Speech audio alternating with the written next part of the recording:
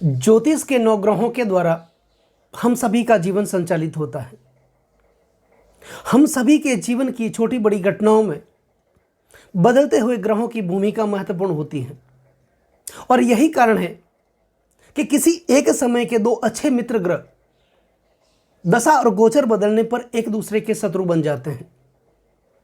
दोस्तों, वास्तव में अगर देखा जाए तो हम सभी जीव मात्र उस सर्वशक्तिमान सत्ता के हाथ की कठपुतलियां हैं जिनमें धागों का कार्य 9 ग्रह करते हैं। धागों की दिशा अर्थात ग्रहों का गोचर बदलने पर हमारा जीवन स्वतः बदल जाता है। दोस्तों, आज हम बात करने जा रहे हैं मिथुन राशि वाले जातकों की और राहुदेव की। राशि के स्वामी बनते हैं बुध और बुध बुद्धि के कारक ग्रह और राहु बुद्धि चातुर्य और व्यक्ति को व्यवहार कुशलता देते हैं। अपना फंसा हुआ काम निकालने की अद्भुत शक्ति व्यक्ति को प्रदान करते हैं। मंद गति के कारण, धीमी चाल के कारण और विशेष प्रभावशाली होने के कारण राहु का राशि परिवर्तन हमारे जीवन में अचानक से तरक्की का कारण बन जाता है और कई लोगों के लिए यह अशुभता का कारण भी बन जाता है। यह कुंडली में ग्रहों की स्थिति पर आधारित होता है। नमस्कार दोस्तों, मैं ज्योतिषाचार्य एडी शास्त्री और आपके अपने YouTube चैनल नक्षत्र एस्ट्रो वर्ल्ड में आप सभी का हार्दिक स्वागत, अभिनंदन। दोस्तों, आज का यह जो वीडियो है यह मिथुन राशि वाले जातकों के लिए खास है और यह जो राशिफल है आपकी जन्म की राशि चंद्र राशि पर आधारित है। और अगर आपको आपका लग्न पता है, आपकी जन्म कुंडली आपके पास है, तो इस राशिफल को आप अपनी चंद्र राशि के अनुसार देखिए, लग्न राशि के अनुसार देखिए। और अगर किसी कारणवश आपको आपका लग्न नहीं पता तो फिर चंद्र राशि के अनुसार तो इस वीडियो को आप देख ही सकते हैं, आपके लिए सटीकता अधिक बैठेगी। और ज्योतिष से संबंधित अगर आप मुझसे परामर्श चाहते हैं तो वीडियो और चैनल के डिस्क्रिप्शन में मेरे कॉन्टैक्ट नंबर हैं, आप मेरा संपर्क कर सकते हैं। दोस्तों, आपको शायद याद होगा 12 अप्रैल 2022 की वो तारीख थी जब राहुदेव ने अपना राशि परिवर्तन किया था और मिथुन राशि वाले जातकों के एकादश भाव में लाभ के भाव में विराजमान हुए थे। अब 30 अक्टूबर 2023 को फिर से अपना राशि परिवर्तन करेंगे और आपके लाभ के भाव से निकल करके, एकादश भाव से निकल करके आपके दशम भाव में, आपके कार्य क्षेत्र के भाव में गोचर करेंगे। और कब तक रहेंगे? 29 मई 2025 तक आपके दशम भाव में राहु विराजमान रहेंगे। दोस्तों, राहु अचानक से घटनाओं को गठित करने का कार्य करते हैं, इसीलिए तो किसी के जीवन में अचानक से तरक्की का कारण बन जाता है और किसी के जीवन में अचानक से हानि का कारण बन जाता है। यह हमारे जीवन में अचानक से घटनाएं घटित करते हैं, चाहे वो अशुभ घटना हो या शुभ घटना हो। राहु रहस्यमय ग्रह हैं, अचानक से किसी के जीवन में क्या कुछ कर दे कुछ पता नहीं चलता, क्योंकि राहु एकमात्र ऐसे ग्रह हैं जो पल भर में व्यक्ति को जमीन से उठा करके आसमान में पहुंचा देते हैं और यही एकमात्र ऐसे ग्रह हैं जो अचानक से आसमान से गिराकर व्यक्ति को जमीन पर लाकर के पटक देते हैं। दोस्तों, राहु मायावी ग्रह हैं, अपनी माया का प्रभाव समय समय पर लोगों को बताते रहते हैं और खोजी प्रवृत्ति के ग्रह हैं। दोस्तों, राहु, अब कई लोगों के मन में एक दुविधा है, एक भ्रम फैला हुआ है, क्योंकि राहु हमेशा भय और भ्रम की स्थिति बना करके अपने साथ चलते हैं। कई लोगों के मन में यह भ्रम होता है कि राहु दैत्य प्रवृत्ति के ग्रह हैं, राक्षस ग्रह हैं, दानव हैं। तो क्या दुनिया के सभी दानव खराब थे, अशुभ ही थे लोगों के लिए? अगर ऐसा होता तो राजा बलि कौन थे? दुनिया के सबसे बड़े दानवेंद्र, दानवीर राजा बलि। तो ऐसा नहीं है कि राहु हमेशा जीवन में अशुभ ही करते हैं। राहु एक छाया ग्रह है, हमेशा जहां ये विराजमान होते हैं, जहां पर जाते हैं वहां पर छाया का वातावरण बना देते हैं। ऐसा इस दुनिया का कोई जीव नहीं, इस दुनिया का कोई मानव नहीं, इस दुनिया की कोई वस्तु नहीं जिसके साथ साथ छाया का प्रभाव न चला हो। दोस्तों, राहु एक ऐसे ग्रह हैं जिन्होंने साक्षात भगवान नारायण के हाथ से अमृतपान किया हो, और जिन्होंने अमृतपान किया हो हमेशा किसी के लिए अशुभ प्रभाव नहीं दे सकते हैं। तो 30 अक्टूबर 2023 को राहु देव अपना राशि परिवर्तन करेंगे और आपके 10वें भाव में, आपके कार्य क्षेत्र के भाव में वो गोचर करेंगे। तो पिछले 16.5 महीने से राहु आपके एकादश भाव में विराजमान है। दोस्तों, एकादश भाव तीसरे, छठे और 11वें भाव को ज्योतिष शास्त्र के अनुसार त्रिशड़ा स्थान कहा जाता है। और इन स्थानों में पाप ग्रहों का रहना और विशेष करके राहु जैसे ग्रहों का रहना विशेष शुभ फलदायी रहता है।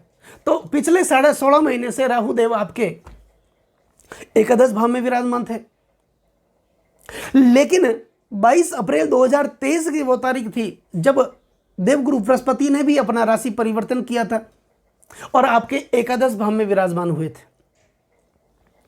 देवगुरु बृहस्पति और राहु की एक युति बनी, जिससे एक योग निर्मित हुआ जिसका नाम है गुरु चंडाल योग।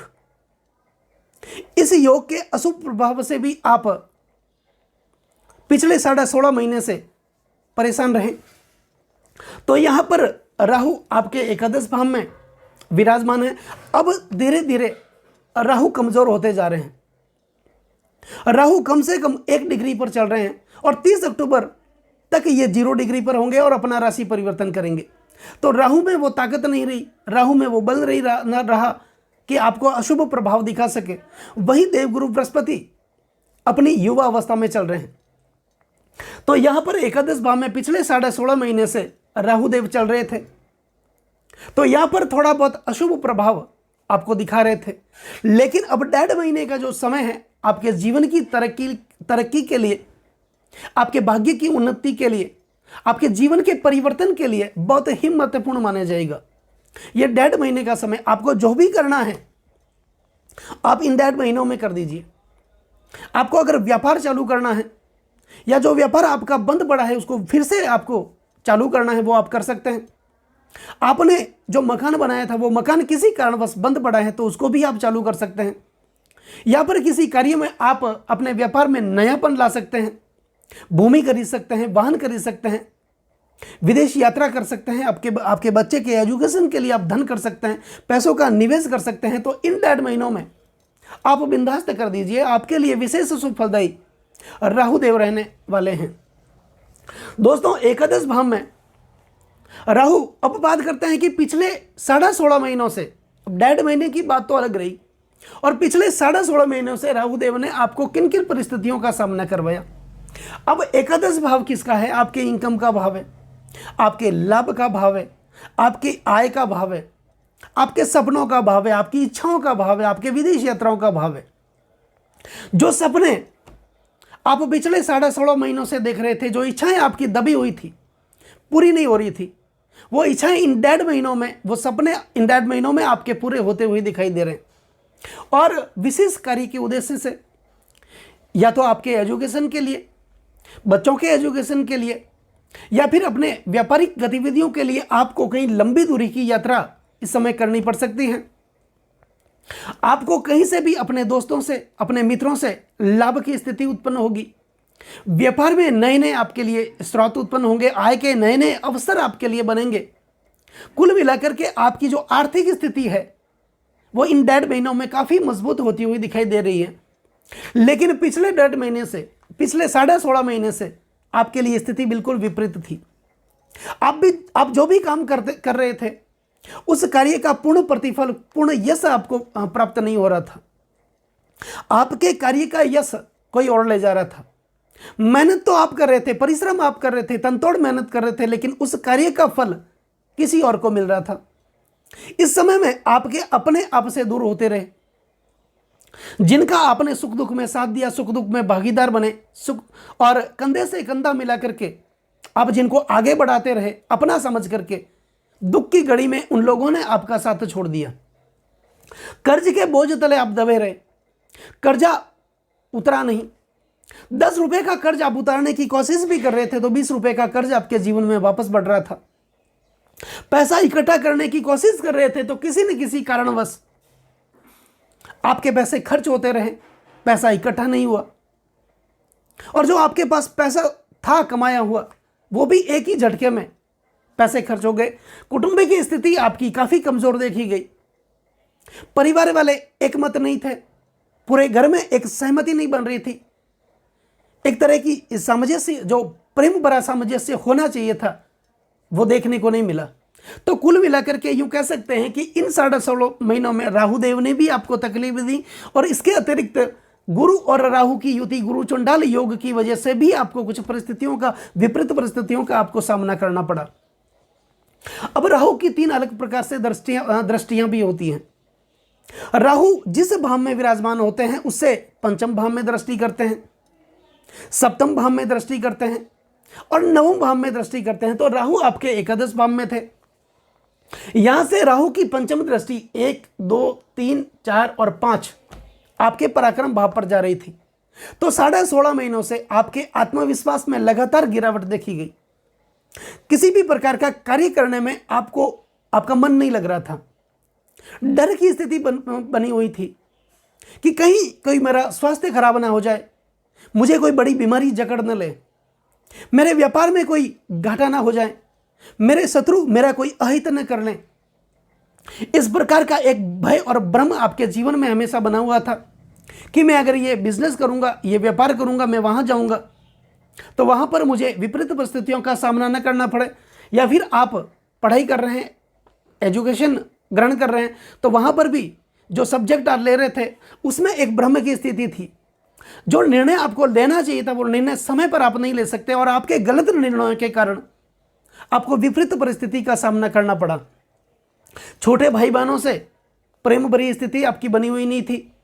कुल मिलाकर करके आपका जो मेंटल स्टेट है वो काफी कमजोर देखा गया, मानसिक स्थिति आपकी काफी कमजोर देखी गई, आप कोई भी शुभ या अशुभ निर्णय नहीं ले सके। अब राहु की सप्तम दृष्टि